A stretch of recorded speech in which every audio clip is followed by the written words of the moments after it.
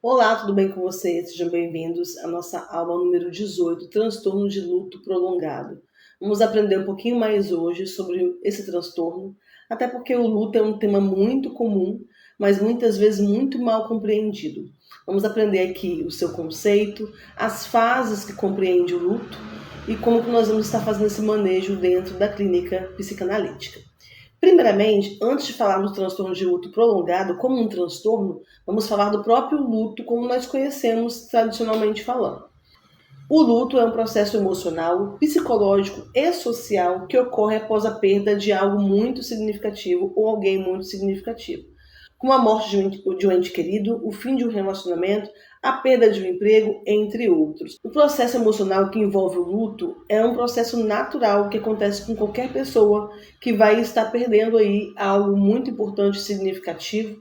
Então essa perda, ela envolve uma variedade de sentimentos e reações, fases e também duração.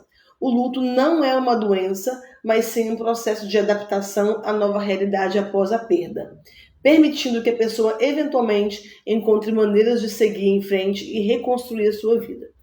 Não há um tempo definido para o luto, é importante a gente frisar isso, pois cada pessoa vive de maneira única e individual. Temos as subjetividades. Independente do tipo de perda, não existe um tempo significativo, um tempo certeiro onde a pessoa vai passar por aquele tempo e ela vai superar aquela perda. O luto ele é uma resposta natural frente a uma perda significativa. O luto não é uma doença, é importante nós lembrarmos disso, mas é um processo de adaptação a uma nova realidade após a perda, permitindo que a pessoa eventualmente encontre maneiras de seguir em frente e reconstruir a sua vida. Não há um tempo definido para o luto, pois cada pessoa vive de maneira única e individual. É fundamental que a pessoa supere esse luto, afinal, a dor da perda ela pode ficar reprimida e se manifestar como um sintoma também entrando aí com outros tipos, fazendo uma análise com outros tipos de transtornos associados também em relação ao luto. Um deles é a depressão, que seria uma doença, que seria algo um pouco mais sério, que pode estar também associado ao luto. O luto, ele não é considerado uma condição patológica, igual a depressão, mas pode levar a pessoa a desenvolver essa depressão baseada na perda significativa que ela teve, ou de repente essa pessoa já sofria de depressão.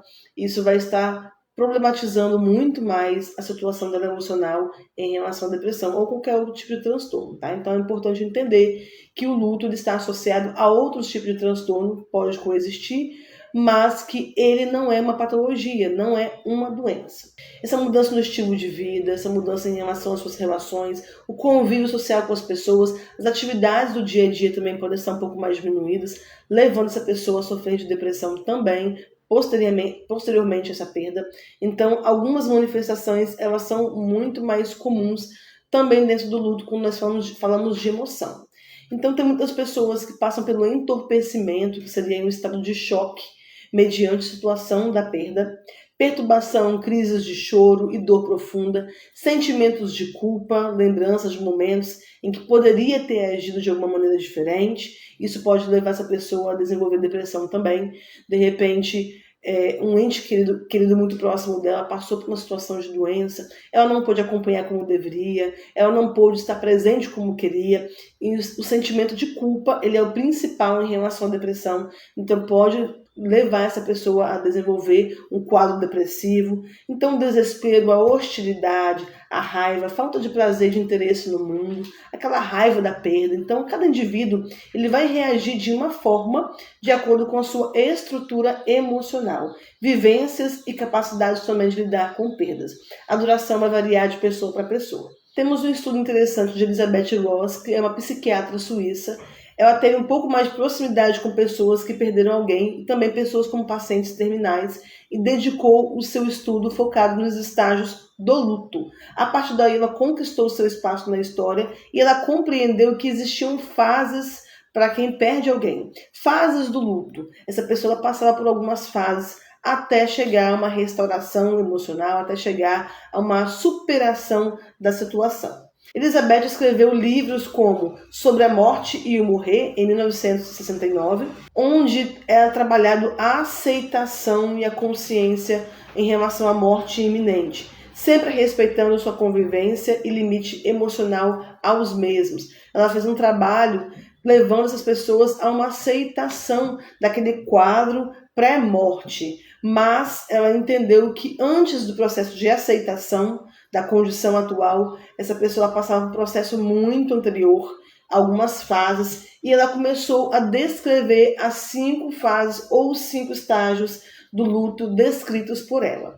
Quais são essas fases? Os nomes: negação e isolamento, raiva, barganha, depressão e aceitação. Mas antes de chegarmos à aceitação, vamos falar um pouquinho mais de cada fase. Antes de entendermos que o luto ele pode sim se tornar um transtorno de luto prolongado, que é o tema dessa aula, nós estamos falando do luto tradicional que nós conhecemos. Esse luto ele já tem estágios e fases, como nós falamos agora, que foram estudados ao longo dos anos, ok? Então, antes de falarmos do transtorno, estamos falando do luto como nós conhecemos. Então, todas as pessoas que passam pelo luto, elas vão passar por essas fases. Algumas vão estender um pouco mais, mas geralmente, segundo os estudos, essa é a ordem das fases. Então, a negação ela vai acontecer independente do conhecimento do fato. Então, independente se é um doente terminal, um acidente, qualquer outro tipo de perda significativa. Nesse momento, essa pessoa ela vai estar negando esse fato, ela não quer acreditar que aquilo aconteceu, ela está pensando que é apenas um sonho e ela vai acordar em qualquer momento, ela se isola também, ou pode acontecer isolamento emocional, é um mecanismo de defesa, não seria um isolamento somente geográfico, essa pessoa se isola em algum lugar, ela não quer ver ninguém, mas seria um isolamento emocional, onde ela não quer sofrer por aquilo, ela prefere também isolar os sentimentos que ela está sentindo. Muitas vezes é uma pessoa que vai estar à frente desse reconhecimento de corpo, à frente desse velório, então ela aparentemente parece estar um pouco mais forte que os demais, mais fria ou mais distante, e isso é totalmente explicado pela psicanálise, é um mecanismo de defesa e isolamento. Essa pessoa, ela isola suas emoções, ela coloca de canto, de lado um pouco, para que ela possa passar por aquele momento e, de repente, pôr em prática algumas tarefas ali, como reconhecimento de corpo, como ver, escolher esse caixão, escolher a coroa, local que vai estar ali velando essa pessoa, o que está rodeando esse momento de velório, de enterro. Então, nesse momento, devido a algumas questões da estrutura emocional dessa pessoa, ela pode estar tomando a frente e vai parecer que ela está um pouco mais fria, mas ela está isolando um pouco ali os seus sentimentos para ela sofrer um pouco menos em relação à situação. Então, esse momento vai funcionar como um para-choque para que o sujeito possa se acostumar com a situação e é preciso aguardar o momento oportuno para se aproximar dele, observando os sinais demonstrados. A aceitação parcial é a fase logo após a negação, quando não se utiliza da negação por muito tempo. É um estado temporário do qual ela se recupera gradativamente à medida que vai se acostumando com a realidade até começar a reagir. Há nesse momento aí, após a negação, uma aceitação parcial de que você não verá aquela pessoa mais, ela não fará mais parte da sua vida, você vai ter que se acostumar com a ausência dela. Então, é uma aceitação parcial nesse momento, que não é total. Depois nós temos o segundo estágio, que vai ser a raiva. Vai surgir quando não é mais possível negar o fato e há um sentimento de revolta, de inveja e de ressentimento. O que seria esse sentimento de revolta?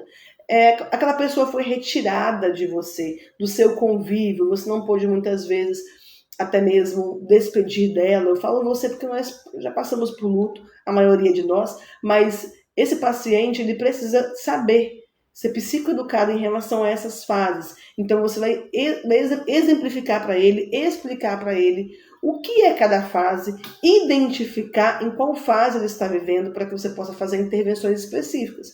Então você vai dizer para ele que é normal aquela revolta, ele não está doente, ele não está com algum transtorno nesse momento, porque ele está com revolta, com raiva, com angústia. Isso faz parte do momento em que ele está vivendo.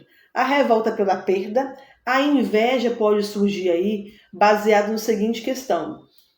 Quando a pessoa olha para o lado e vê que alguém tem mãe, que alguém tem pai, e que alguém tem irmão, e que ela não tem mais, pode surgir esse sentimento de inveja que faz parte desse momento aí. Então esse paciente ele pode dizer que ele está sentindo inveja ou raiva, porque de repente houve uma tragédia ali, e ele perdeu um ente querido, mas o amigo dele não perdeu esse pai ou essa mãe ou esse parente que estava envolvido na tragédia. Então ele fica perguntando por que eu, por que não eles? Então surgem esses questionamentos nesse momento, que muitas vezes pode trazer para a pessoa uma sensação de que ela é ruim, de que ela está invejando o outro, mas isso faz parte do quadro. Então é importante você passar isso para o seu paciente, que está tudo totalmente normal em relação ao esperado da fase que ele está vivenciando, tá bom? Então é importante você trazer para ele essa psicoeducação. E esse ressentimento, que seria um sentimento sobre sentimento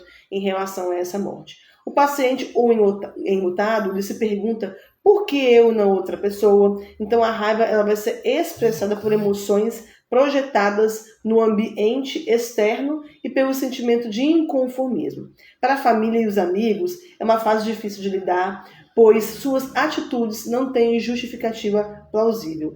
A raiva só se torna psicopatológica quando se torna crônica, tá bom? Então é importante a gente observar se a pessoa está arrastando esse sentimento de raiva, esse sentimento de hostilidade, e como nós vamos trabalhar também dentro da terapia esse sentimento.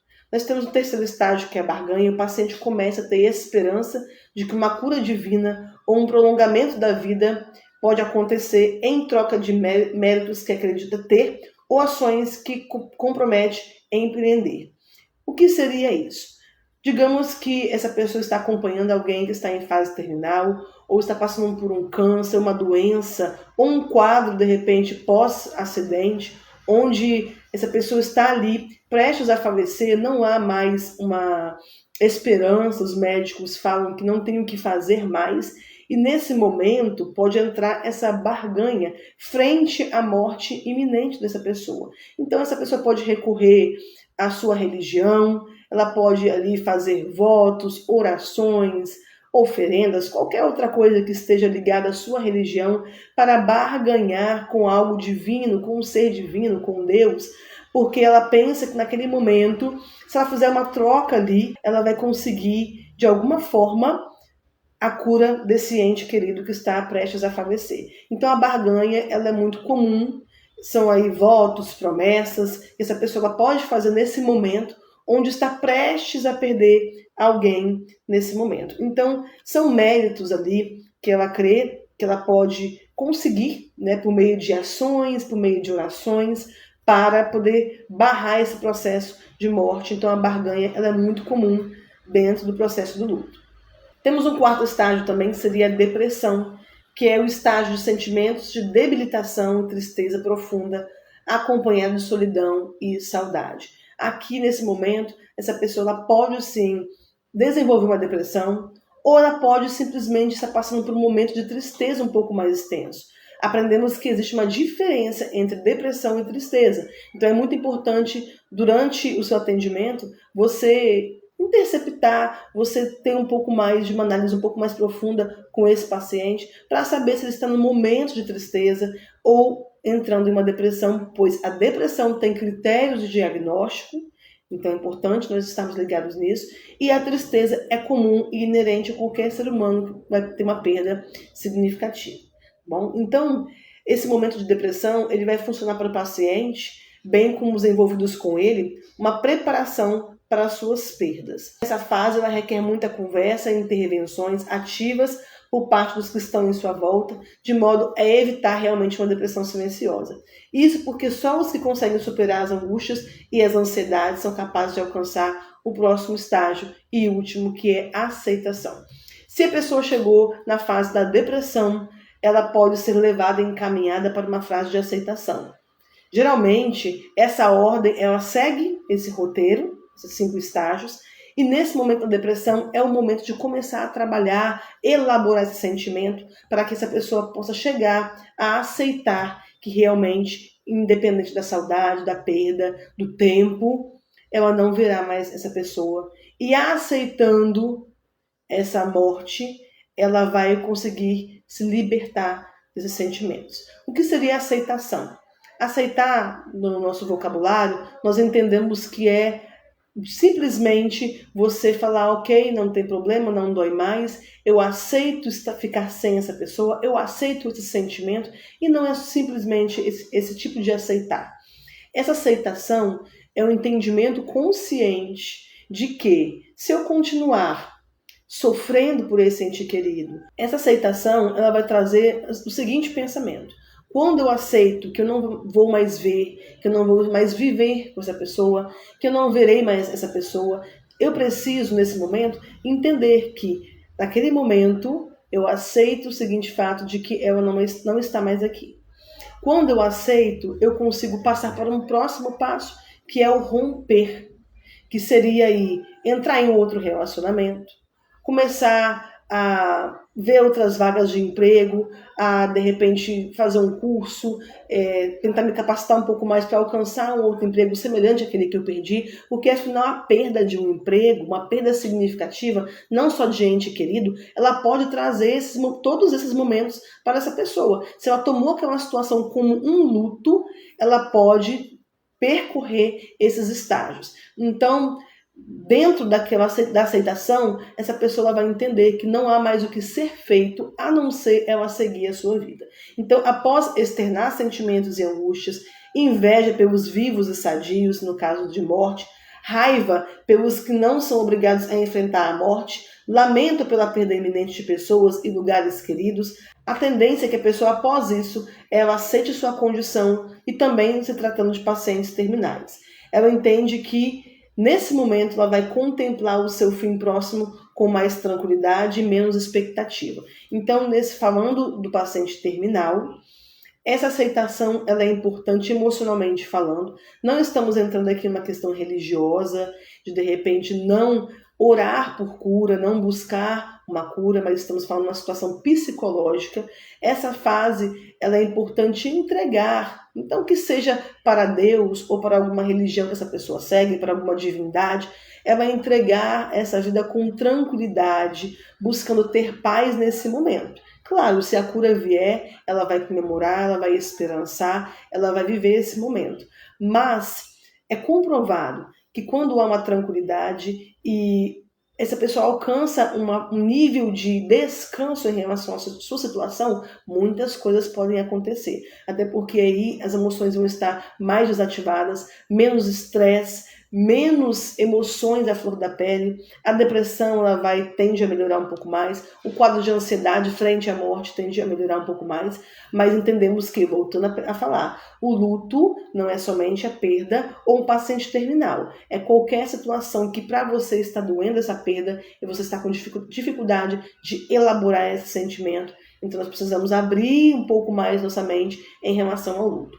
O enlutado que já conseguiu vencer as fases e os estágios anteriores, chega agora ao momento em que a saudade se torna mais sossegada, se sente mais em paz e começa a ter condições de organizar a sua vida.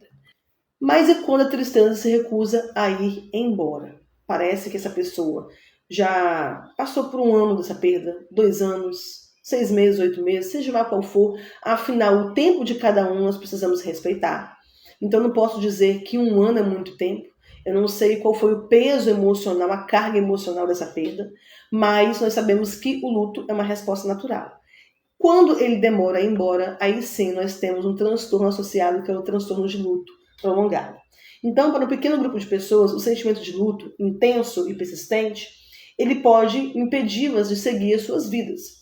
Mas o transtorno de luto prolongado, ele vai se caracterizar por um luto intenso e persistente, que causa problemas e interfere na vida cotidiana.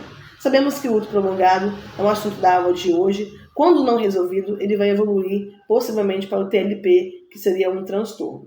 Nesse momento, nós compreendemos que o luto ele é complexo e persistente. Você percebe que já passou um tempo significativo, 1 ano, 2 anos, e essa pessoa, ela de repente, continua com o quarto do ente querido fechado, os móveis no mesmo lugar, as roupas no mesmo lugar, com dificuldade de doar essas roupas, com dificuldade, de repente, de entrar nesse quarto onde esse ente querido estava. Quando falamos aí de outras coisas em relação a relacionamentos, em relação à perda de emprego, essa pessoa ela parou no tempo, ela não consegue mais arranjar nenhum emprego, ela está desempregada há muitos anos, não consegue ver a sua vida fluir sem aquele emprego, sem aquele local de trabalho ao qual ela frequentava, até mesmo em relações, essa pessoa não conseguiu mais empreender em outras relações, conhecer outras pessoas, se abrir para outras pessoas, passou 1 ano, 2 anos, 3 anos, mas é claro que nós devemos entender também que pode haver aí uma decisão em não se relacionar com ninguém. A gente fala isso pensando na seguinte questão. Lá no passado, nossos avós, quando eles ficavam viúvos e viúvas, eles não se relacionavam mais. Eu tenho um exemplo aqui. Minha avó, ela ficou viúva aos 35 anos, hoje ela tem 90 anos e ela nunca mais se relacionou com ninguém. Ela estaria passando por um transtorno de luto prolongado? Não, pois não há outros sintomas como o choro, a angústia e todos esses sintomas intensos de luto. Ela continuou a vida dela, porém foi uma decisão não se relacionar mais com ninguém. Isso é uma decisão pessoal. Então é importante a gente abrir nossa mente e observar o luto como um tema bem mais amplo do que a gente imagina.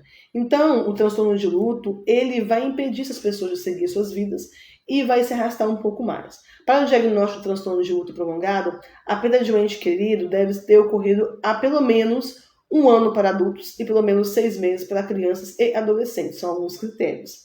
Além disso, o indivíduo enlutado deve ter apresentado pelo menos 3 dos sintomas abaixo, quase todos os dias, pelo menos no último mês anterior ao diagnóstico. Então seria a perturbação da sua identidade, como sentisse como se parte de si houvesse morrido, é muito comum nós ouvirmos esse relato, forte sensação de descrença sobre a morte, evitar lembretes da pessoa que está morta, dor emocional intensa como raiva, amargura, tristeza relacionados à morte, dificuldade de reintegração como problemas de interação com amigos, de perseguir interesses, de planejar o futuro. Então a vida da pessoa, ela paralisou, ela não consegue mais pensar no futuro, fazer planos, então isso também é um indício. Dormência emocional, que seria uma ausência ou redução acentuada da experiência emocional. Parece que a pessoa fica um pouco mais fria, mais distante. Ela está sim sentindo a dor emocional, mas muitas vezes pode não demonstrar visivelmente essa dor. É parecer que não está sofrendo, mas tem todos os comportamentos de uma pessoa que está com transtorno de luto prolongado. Então é importante a gente entender que é uma dormência das emoções, é como se estivesse congelado ali e ela não está demonstrando, mas está sentindo toda a carga emocional. A pessoa pode expressar que a sua vida não tem mais sentido, ela pode expressar com atitudes e com falas, e aí nós também entendemos que pode entrar algo que seria o suicídio. Ideações suicidas podem entrar aqui, tentativas suicidas podem entrar aqui. Então, esse transtorno de luto prolongado, como o nome diz, é uma emoção que vai sendo elaborada por muito tempo, ressentida, e aí pode realmente levar essa pessoa a querer findar, acabar com a sua vida, até porque ela não aceita esse fato da perda. Lembra que a aceitação, ela não chegou a essa fase. Então, automaticamente, por não aceitar, ela pode entender que não há mais o que fazer, não ter essa esperança de viver a vida além de, apesar da perda. Então é importante a gente ter esse olhar para essa pessoa que está sofrendo desse luto prolongado e qualquer outra pessoa que esteja sofrendo de um luto, tradicionalmente falando, como nós entendemos. Então, estima-se que 7 a 10% dos adultos enlutados apresentarão sintomas persistentes de transtorno de luto prolongado. Alguns indivíduos podem apresentar maior risco de desenvolver transtorno de luto prolongado, incluindo idosos, pessoas com histórico de depressão e também pessoas com transtorno bipolar. Cuidadores, especialmente, se cuidavam de parceiro há muito tempo, também já havia sofrido de depressão antes da perda, podem também ter esse risco maior. E o risco do luto prolongado é maior quando a morte do ente querido ocorre de forma muito repentina ou em circunstâncias traumáticas. Então, o contexto da morte da pessoa também é importante ser analisado. Uma morte por assassinato é diferente de uma morte por doença.